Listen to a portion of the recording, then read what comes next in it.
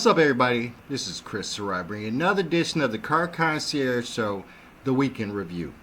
On today's show, we're going to hit a little sports. We're going to check out the return of one of the greatest MMA fighters that we've known, Francis Ngannou, to Professional Fight League instead of the UFC. We're going to check out some college football as our team, IU Hoosiers, have gone 7-0 and smashed Nebraska yesterday. And last but not least, we're going to check out the Boeing strike situation. Boeing has reached a tentative deal, and I want to point it out so you understand how so much it's like the automotive industry and the showing that it is just another way that the world or the U.S. is being crippled from the inside out. So, first up, let's say exciting. We're going to check out one of our favorite UFC fighters, Francis Ngannou, after his 2 losses when he tried to venture into boxing against Tyson Fury and Anthony Joshua. He has returned to the UFC and decided he was going to fight Renan Ferrara. I think that's his name. And let's check that bout out. All right, gentlemen, you ready, sir? Francis Ngannou in the gold and black. Renan Ferreira in the gray. Big heavy leg kick from Ngannou to open the action. After the leg kick, off-balanced him a little bit. Takedown right there. Randy Couture told you to watch for the wrestling. Who lands the takedowns? Good level change from Francis. Well timed, drives through. Now on top. And this is where Renan Ferreira has improved his game so much. He's going to have to unhook his own legs if he wants to get back to his feet. He's looking for a Kimura here, but my goodness. More chance he has getting caught. What a setup for Renan Ferreira. Get your toes out of the cage. Get your toes. Mergliata peeling the toes of Renan Ferreira out of the cage as he tries to create an angle. Francis punching the left hand down. Hard to get Ngannou off him so he can get back to his feet. Ngannou's positioned himself, knees on the outside, feet on the inside. Couple of hits from the and top. he is unleashing thunder from Releasing the it. Oh, there he's out. He's out. It's over. Big trouble! And he's down! And he is done! Quick, exciting bout, quick knockout for Francis Ngannou. And for me, it was interesting to find out more about his life ever since he just left the UFC and ventured into more other fighting, losing the 2 bouts in the boxing arena. But we also found out a little bit more about his personal life after this bout. He had shared some things. I don't know. Happened to him I can't just think about anything. He shared some things that has happened to him over the last couple of months. So let's check that out real quick. I don't know. I can't just think about anything. That my son could be, I only take this fight because of him. I wanted to fight for him. But more time. And I'm done. So I don't know. I hope they can remember his name, because without Kobe, we wouldn't be here tonight. I wouldn't have fight. But thank you everyone for coming. And thank you for Saudi Arabia. Thank you for Riyadh to be a great host, to always having us here, taking good care of us. For the people here, very lovely, supporting. I think today I have more than a fan base in Saudi. I think in Riyadh I have what I could call in another way, a family. Thank you guys. So as he said, the fight was held in Riyadh, Saudi Arabia, and he was telling us that, and fighting through tears, he was telling us that he lost his son, his 15-month-old son, Kobe, in April. And it was hard for him to get this fight. He only took it because of his son. Very emotional thing. It's very sad. Definitely sad to lose a child that young. Really affected him a lot. It did seem like he was saying that he wasn't going to fight anymore, but he did also say that he was only there because of Kobe. So I hope this is not the end of his fighting career, specifically because it is him coming back to the UFC and dominating like he always used to dominate. So very sad. Our hearts go out to Francis Ngannou for the loss of his son. Hope he can continue to stay true and stay strong and continue to fight and to continue to entertain us with his fighting skills and find some happiness in that. All right, so let's continue. Next up, I of course tell you guys all the time I'm from Indiana. I am from Indiana. Okay, I went to Indiana University, and for the first time in an extremely long time, the Indiana University Hoosiers football team is 7-0. And as of last night, they put the whoopings on Nebraska. Let's check that out. And of course, we're going to check out the reporting team over at Indiana University for our little segment here. With success comes belief, comes confidence, is what Curt Cignetti said post-game following Indiana's 56-7 win over Nebraska on Saturday afternoon. 56-7. Today, that belief and confidence has gotten Indiana to its first 7-0 start since 1967. This is the here and now. This is where my feet are, right? And I have to be focused, locked in, learning, and have a great attitude, rub off on other people positively as a teammate, okay? Because an hour from now is a concept. Tomorrow's a concept. It's all concepts. All there is the here and now. Here and now, Indiana ranks as the 16th team in the nation and is selling out Memorial Stadium for the first time since 2021.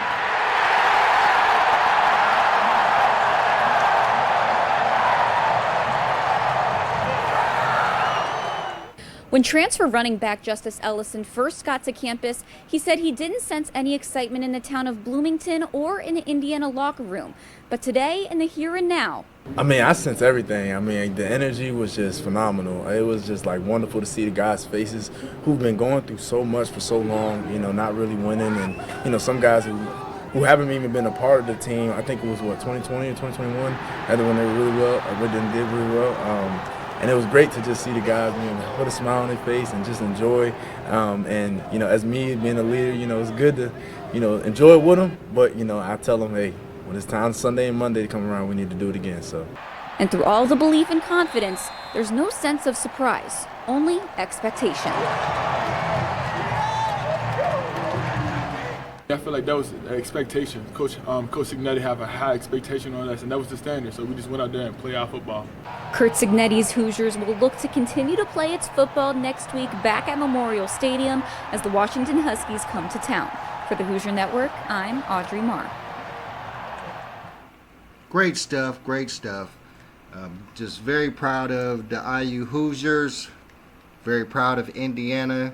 And of course, it just goes to prove that, great coaching, you get a great couple of players, you get some enthusiasm behind you, and great things can happen. I really hope that they can keep this going. I really looked at their schedule. The only teams that I'm really worried about, as it would be Ohio State, of course. Washington's pretty good, so we'll see what happens next week. But they just put the whoopings on Nebraska. The Nebraska Cornhuskers used to be one of the most dominant college football teams out there. Of course, they fell off to some degree ever since they joined the Big Ten. But 56-7, it just shows that they have a great offense. Got great players over there. Justin Ellison, got some kid over there named Elijah Serrata. They got some great players, awesome players. Everything is looking fantastic, and I am very, very proud, very, very happy.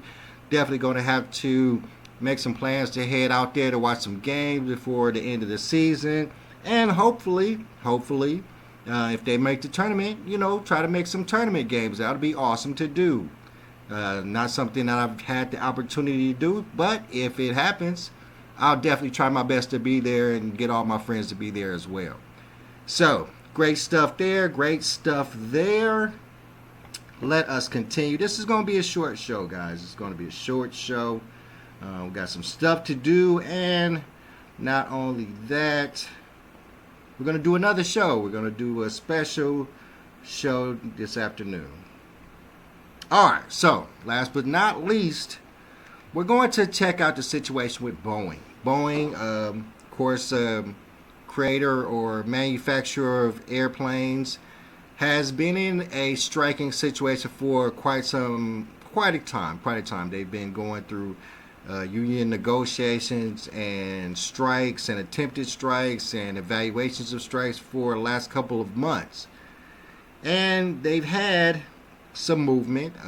They've reached a tentative agreement to stop the striking, much like the UAW situation, and that is kind of why we're reviewing this. So let's check out the story real quick, and then we're going to talk about it.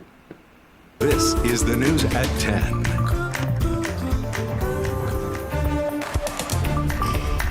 Welcome to this early edition of the Saturday News at 10. I'm Jude Binkley.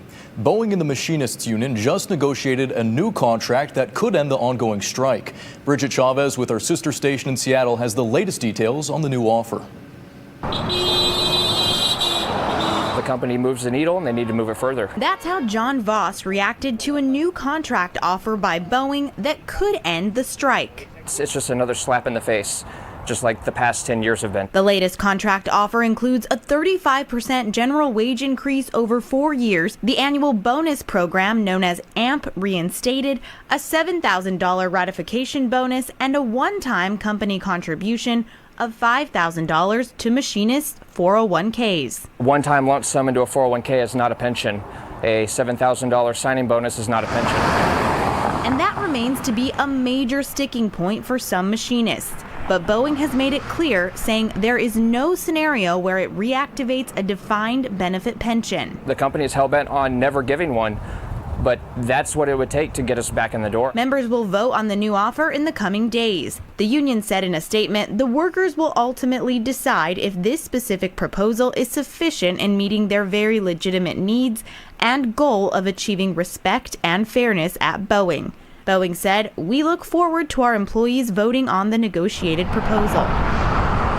Meanwhile, strike line numbers were low, with some locations completely vacant, others being supported almost entirely by the Transit Workers Union. I'm a little surprised because it's not ratified yet. So I called the hall earlier today to make sure we still come out, and they said, yeah, we're out here because we're really upset that they lost their pension. So in this situation where we're seeing, of course, as you saw, they are losing strikers, and it's unlike the UAW Automotive Sean Fain situation, whereas Boeing isn't giving in. Boeing has decided that there's only a certain couple of things that they could do for the union and for the strikers and for their employees, and they're sticking to that. They've modified the deal several times, and of course they continue to strike, and their sticking point is the pension situation that they resolved. They decided it was too expensive for Boeing to keep, and it's the sticking point that they're all fighting over, really.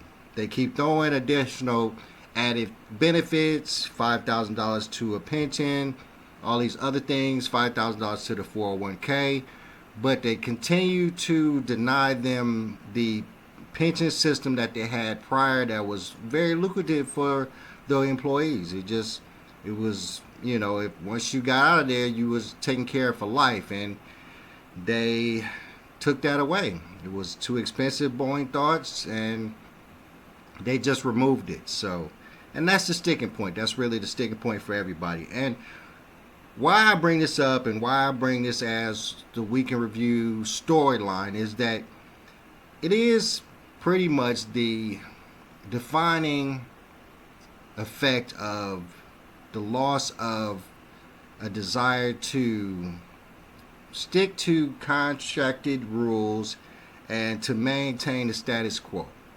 And what I mean by that is that, you know, much like the UAW situation, people had been enjoying working at these factories for very good wages. The wages were good at the time. Nobody was complaining. Most people weren't complaining when they were working in the factory about the wages. It seems like it more became about unions and, union representatives that, of course, they had to be paid, that they started to make demands. And I think more or less that the people who are the workers were not, they were just following along. They didn't understand what was being asked for. They didn't understand how it would affect the company in the long run, specifically in the UAW situation.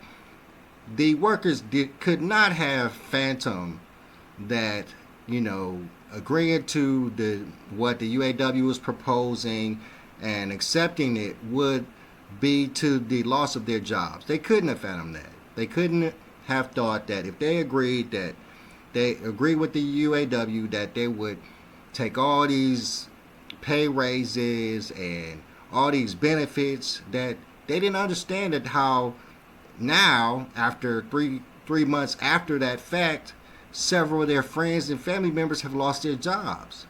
They couldn't have seen that. They couldn't have fathomed it. They didn't think that far ahead. And that's what the UAW is for. The UAW is meant to make sure that they look far ahead. They are meant to make sure that it's a fair situation for everybody. And with the UAW situation, they went for the gusto, and they got it. They went for the gusto. They told all these workers that, hey, we can get everything we want. And they got everything they wanted. And here, 3 months down the line, so many people have lost their jobs. It has been such a downtrodden thing that has destroyed so many factories all across the world, all across the U.S. particularly. And the Boeing situation is no different. As you can see, they're not striking no more. You don't see many people at the strike booths anymore. They're at work. But it's because they understand. You hope that they understand. This is a referendum on unions and greed, because the little man only understands that the union is asking definitely for something that is going to benefit them and that looks great to them, but they don't understand the concepts of the company and what the company is going to go through, what the company has to afford, and matter of factly, what the company is willing to do. Because we saw that the big threes and all of those companies and Stellantis, they decided that we're going to cave in. We'll give you everything we want. We're going to write this specific contract based on everything you want, and we gave it to you. But now we're suffering financially. So now that we're suffering financially, who's going to suffer more? It's got to be you. It's got to be the employees. We can't fire ourselves. Upper management is upper managing. Let's cut some of this here, cut some of this there, but all those cuts are coming from those people who sat there and put all their hopes in the UAW. Now, let's face it. Some companies are going to have to hold the line. Boeing is going to have to hold the line, because this is an attack on the American way of life. This is an attack on the American way of life. You have to think about it that way. The way that the world was run was by the middle class working in these factories, pumping their incomes into the world, backing all the independent places and the mom and pop shops and the mom and pop restaurants. This is how the world is run. And we're at a point where we're losing so many jobs, so many opportunities for the middle class. Now it's all about, you have to get your education. You have to find a job that's education based or you won't survive. And that's not how the world used to be. The world used to be, you work hard, you get a job, you work hard at that job, you advance, you live a good life. We're losing that quickly and hurriedly. And it's a bad thing. I don't know how we're going to bounce back from it. It's going to be hard to bounce back from it because we're going to need to have everybody on board for that to happen. And what does that mean? All our politicians, all our middle class workers, all our executive workers. Everybody has to get on the same page to understand that the American way of life is under attack from foreign and domestic. And what are we going to do about it? It's what are we really going to do about it?